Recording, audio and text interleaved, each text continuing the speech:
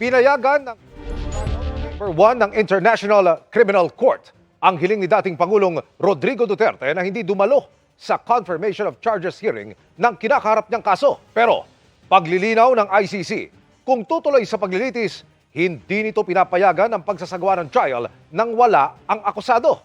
Nakatutok si Mariz Umali. Sa Lunes, nakatakdang simula ng confirmation of charges hearing sa International Criminal Court para sa alegasyong murder as a crime against humanity.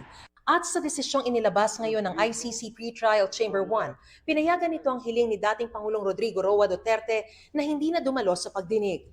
Tinutulan ng prosekusyon ang hiling ni Duterte, pero ayon sa ICC, pinapayagan ng Rome Statute at Rules of Proceedings ang Pre-Trial Chamber na magsagawa ng pagdinig kahit wala ang suspect.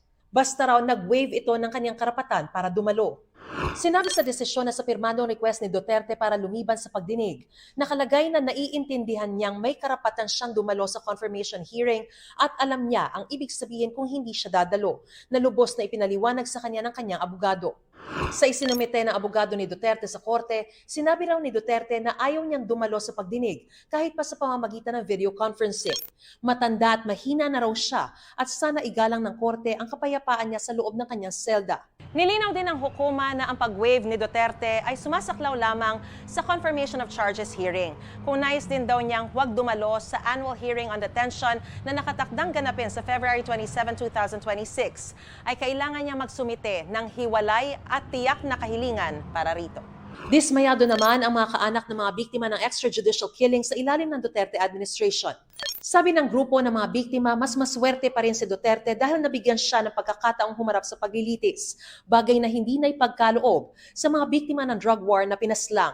Pahayag naman ng abogado ni Duterte sa kabila ng kagustuhan ng prosekusyon na pilitin dumalo si Duterte, nagpasya na ang mga huwes na katanggap-tanggap ang waiver ng dating Pangulo.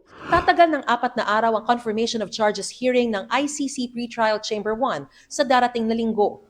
Pagkatapos nito, merong 60 araw ang pre-trial chamber para magbigay ng desisyon kung tutuloy sa paglilitis ang kaso. Kung matuloy ito, nilinaw ng ICC na hindi nito pinapayagan ang pagsasagawa ng trial ng walang akusado. Kaya kailangan andun siya sa paglilitis.